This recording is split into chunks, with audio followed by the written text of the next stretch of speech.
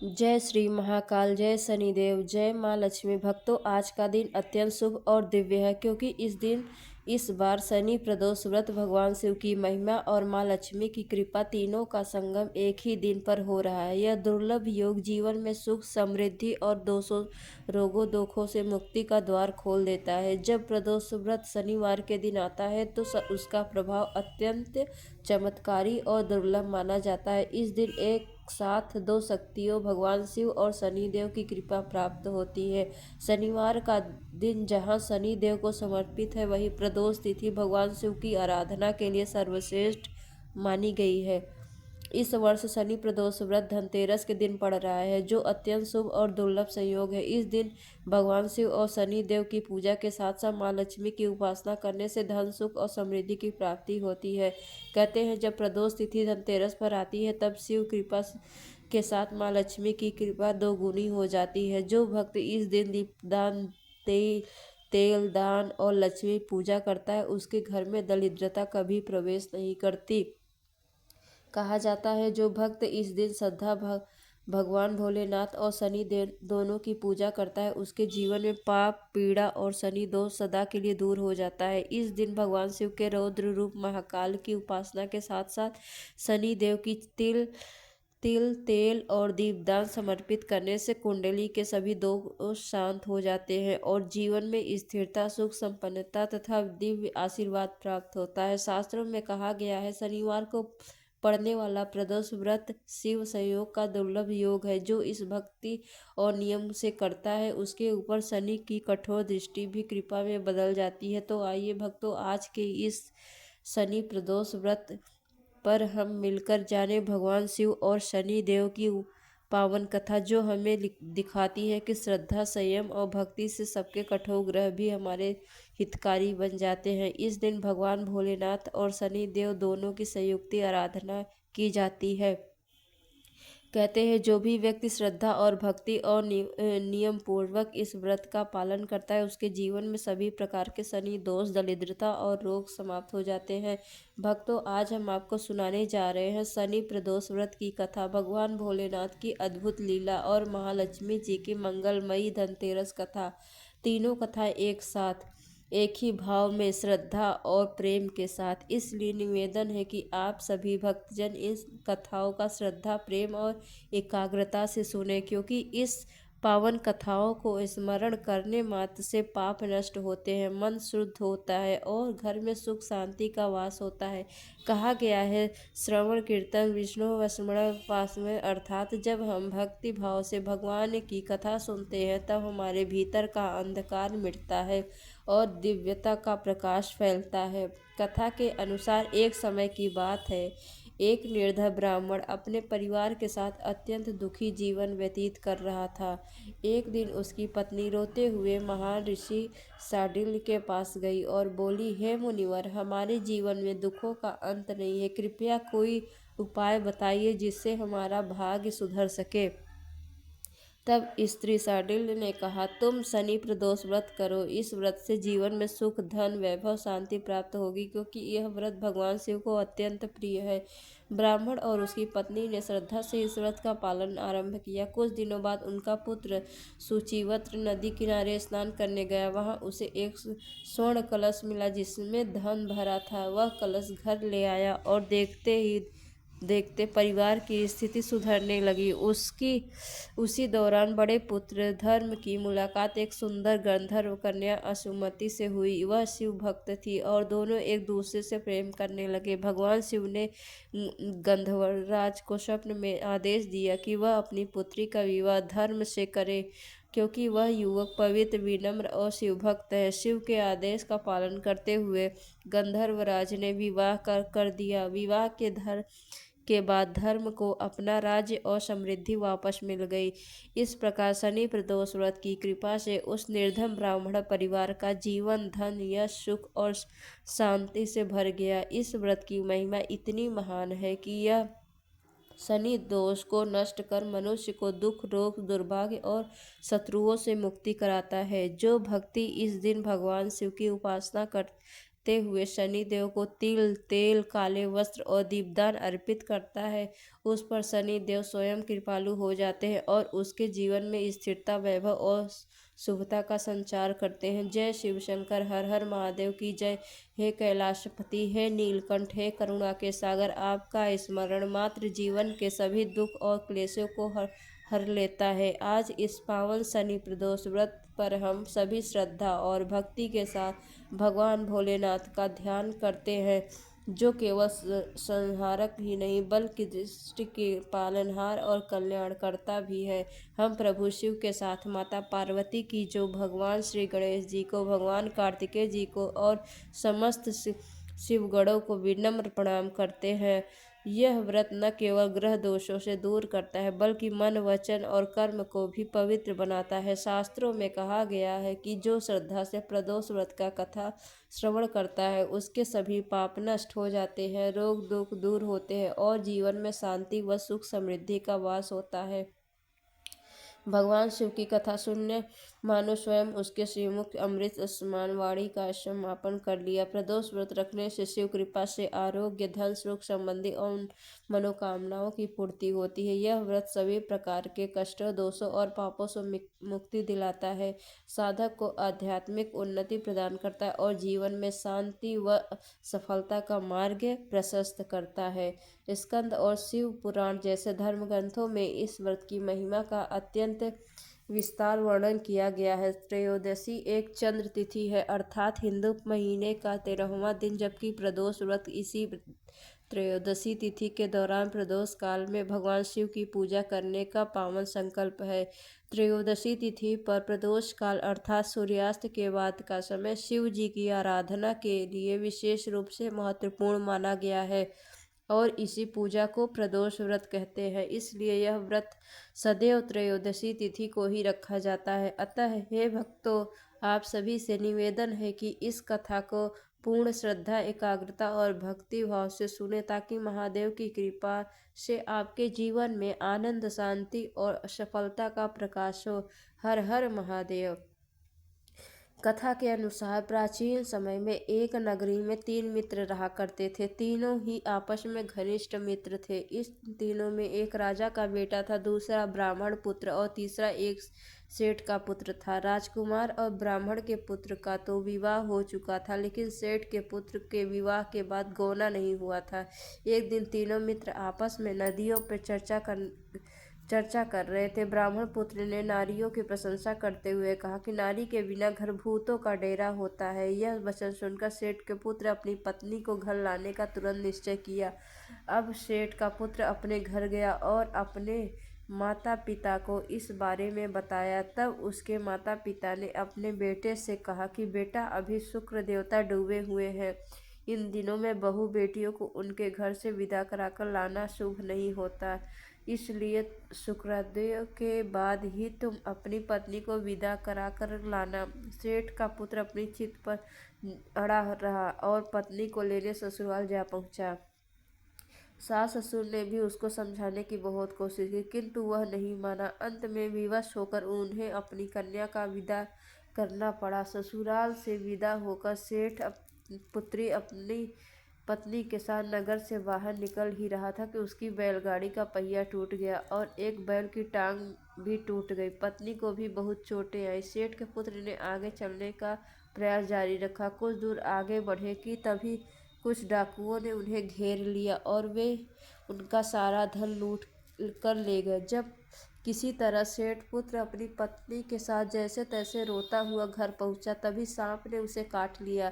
उसके पिता ने वैद्यों को बुलाया, तब उसके कहा कि अपना पुत्र 3 दिन में प्राण त्याग देगा। उसी समय इस घटना का पता ब्राह्मण पुत्र को भी लगा। तब उसने सेठ के घर आकर कहा कि आप अपनी बहू को अपने पुत्र सहित उसके मायके भेज दो। यह सारी बाधाएं इस कारण से आई है कि आपका पुत्र शुक्रास्त में पत्नी को विदा करके ले आया।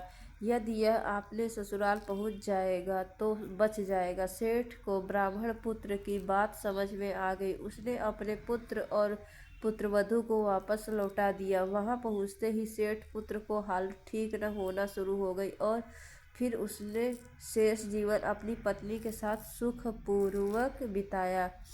इसलिए पति की लंबी उम्र, दाम्पत्य जीवन सुखी बनाने के लिए, सभी मनोकामनाओं की पूर्ति के लिए शनि प्रदोष व्रत के दिन कथा अवश्य पढ़नी या सुननी चाहिए।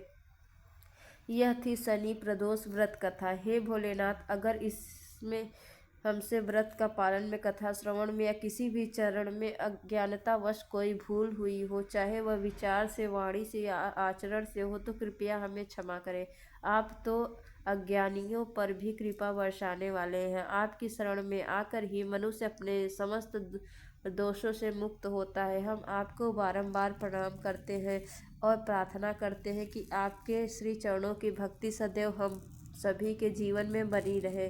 सभी से प्रेम से बोलिए, देवों के देव महादेव की जय, माता पार्वती की जय। शिवानी का अभिषेक कोई शिव जी का अभिषेक कोई दूध से करता है, कोई आंसुओं से, कोई तपस्या में लीन, तो कोई प्रेम पूर्ण रूप से डूबा।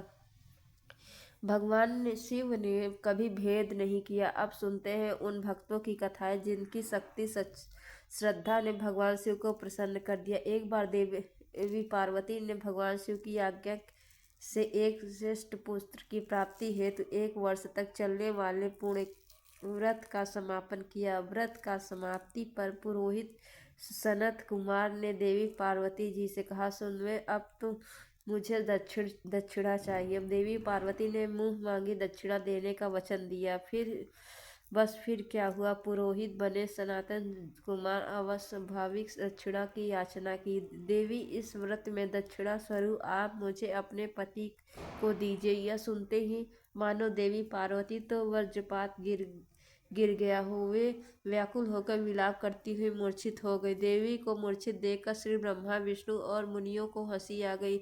उन्होंने देवी पार्वती को समझाने के लिए भगवान शिव को भेजा।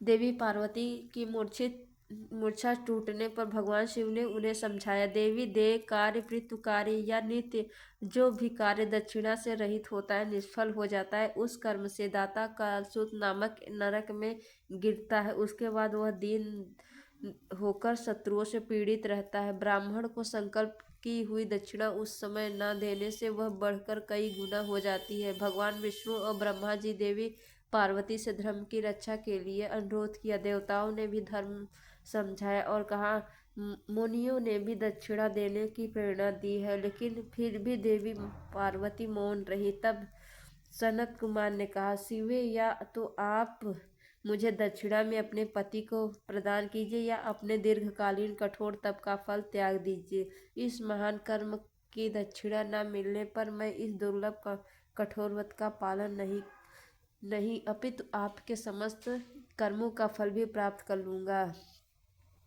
उद्गम होकर देवी पार्वती जी ने कहा, पति से वंचित हो जाने वाले कर्म से क्या लाभ? दक्षिणा देने और धर्म और पुत्र की प्राप्ति से मेरा क्या हित होगा? पृथ्वी देवी की उपेक्षा कर वृक्ष की पूजा करने से क्या प्राप्त हो सकेगा?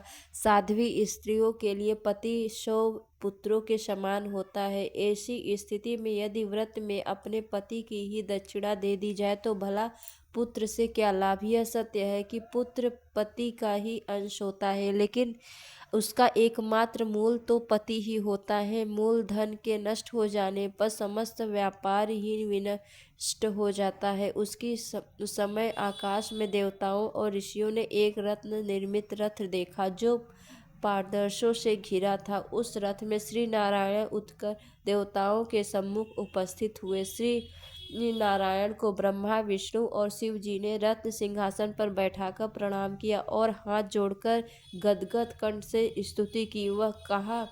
वहाँ का सारा वृतांत जानकर श्री नारायण ने कहा, शिव प्रिया पार्वती, यह व्रत लोक शिक्षा के लिए है, अपने लिए नहीं, क्योंकि वे तो स्वयं समस्त व्रतों और तपस्याओं का फल प्रदान करने वाली इनकी माया से चराचर जगत मोहित है। फिर उन्होंने देवी पार्वती जी से कहा, शिवे, इस समय आप महादेव जी को दक्षिणा में देकर अपना व्रत पूर्ण कीजिए।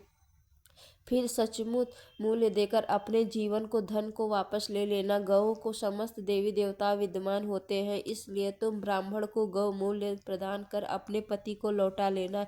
ऐसा कहकर वे अंतर्ध्यान हो गए। तब देवी पार्वती प्रसन्न मन से अपने प्राण सर्वस्त्र को दक्षिणा में देने के लिए तैयार हो गई। उन्होंने हवन की पूर्णाहुति की और अपने जीवन नाथ शिव जी को दक्षिणा स्वरूप दे दिया। इसके बाद उन्होंने पुरोहित शरद कुमार जी से विनम्र किया, विप्र गौ मूल्य मेरे पति के बराबर है। मैं अब आपको अत्यंत सुंदर 1,00,000 गौएं प्रदान करूंगी। इसके बदले में आप मेरे जीवन स्वच्छ को लौटा दें। प्राणनाथ के मिल जाने पर मैं पुनः ब्राह्मणों को विपुल दक्षिणाएं प्रदान करूंगी। तब सनत कुमार ने पार्वती जी से कहा, देवी मैं ब्राह्मण हूँ, 1,00,000 गौएं लेकर मैं भला क्या करूँगा। इस दुर्लभ रत्न के सामने 1,00,000 गौओं की क्या तुलना। मैं इन्हें साथ लेकर त्रिलोक में भ्रमण करूँगा। उस समय समस्त बालक इन्हें देखकर प्रसन्न पूर्वक ताली बजाकर मारकर हंसेंगे। कहने के साथ एक ही क्षण कुमार भगवान शिव अपने पास ही बिठा लिया। सनत कुमार ने भगवान शिव को वापस नहीं किया। यह देखकर और सुनकर देवी पार्वती जलहीन मछली की तरह छटपटाने लगी। उन्होंने मन ही मन सोचा, कैसा दुर्भाग्य है मेरा कि मुझे ना तो भी देव का दर्शन हुआ और ना ही व्रत का फल प्राप्त हो सका। अधीर होकर अब वे अपने प्राण त्यागने के लिए तत्पर हो गई। अचानक उस समय आकाश में तेज समूह प्रकट हुआ और उस तेज समूह को देखकर देवी पार्वती ने उसकी अपने ऊपर दया करने को कहा और उस समय तेज राज के मध्य विश्व मोहन श्री कृष्ण स्वरूप का दर्शन किया। ऐसे भुवन मोहन अनूप स्वरूप को देखकर भगवती पार्वती उसी के समान पुत्र की कामना करने लगी और उसी क्षण उन्हें वह वर भी प्राप्त हो गया, जिसके बाद वह तेज वही तिरोहर हो गया।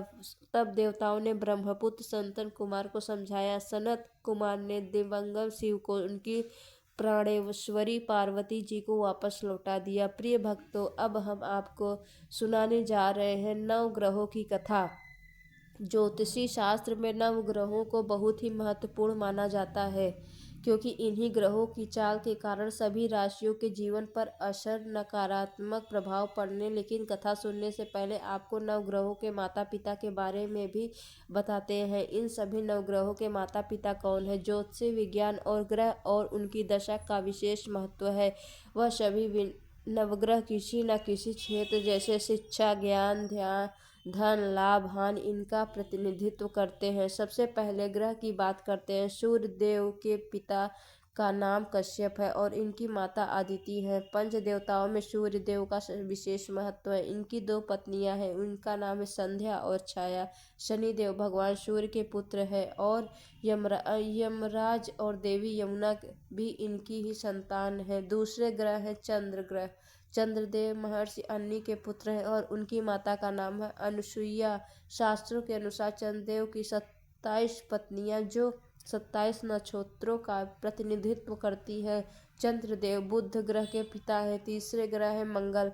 शास्त्र में बताया गया है कि मंगल देव के पिता भगवान शिव है और भूदेवी इनकी माता है। मंगल पूरी तरह से ब्रह्मचारी है। मंगलिक दोष का संबंध किसी भी इन्हीं ग्रह से होता है। चौथे ग्रह है बुध। बुध देव के पिता चंद्र है और देवी तारा इनकी माता का नाम है। बुध देव को समस्त वेद और शास्त्रों का ज्ञान गुरुदेव बृहस्पति से प्राप्त हुआ है और इनकी पत्नी का नाम है ईला। चंद्रवंश प्रारंभ में ही इन्हीं से हुआ था। चौथे ग्रह बृहस्पति देव। बृहस्पति के पिता है महर्षि और सुपा इनकी माता है और इनकी पत्नी का नाम तारा है। महाभारत काल में मुख्य भूमिका निभाने वाले गुरु द्रोणाचार्य इनके पौत्र माने जाते हैं। शास्त्रों में इन्हीं देवताओं के गुरु भी बताया गया है। 5वें ग्रह है शुक्र ग्रह है। शुक्र देव के पिता भृगु ऋषि है और काव्य माता इनकी माता का नाम है। इन्हीं कठिन तप के कारण भगवान शिव ने अमृत संजीवनी विद्या प्राप्त हुई। इनकी पत्नी का नाम जयंती है, जिन्हें देवराज इंद्र की पुत्री के रूप में जाना जाता है। 6ठे ग्रह है शनि। शनि देव भगवान सूर्य के पुत्र है और इनकी माता का नाम छाया है। लेकिन शनि का स्वभाव अपने पिता के गुणों से बिल्कुल विपरीत है। शनि देव कर्मों के अनुसार फल प्रदान करते हैं और इनकी पत्नी का नाम है धामिनी। 7वें ग्रह है। 7वें ग्रह के रूप में राहु और केतु को जाना जाता है, जो कि समुद्र मंथन के समय अमृत पान करने से पहले तक स्वर भानु था, जिसके पिता का नाम विप्रचित और माता का नाम सिक्का है। राहु की दो पत्नियां हैं, जिनका नाम नागवल्ली और नागवड़ी है, और इनका वाहन काले अश्व वाला रथ है। वही स्वर भानु दैत्य के धड़ से केतु उत्पन्न हुए थे, जिनका वाहन चील है। यह तो था सभी नवग्रहों को परिचय। भक्तों, दोस्तों, आपको ये कथा कैसी लगी कृपया कमेंट करके जरूर बताएं। वीडियो पसंद आया हो तो लाइक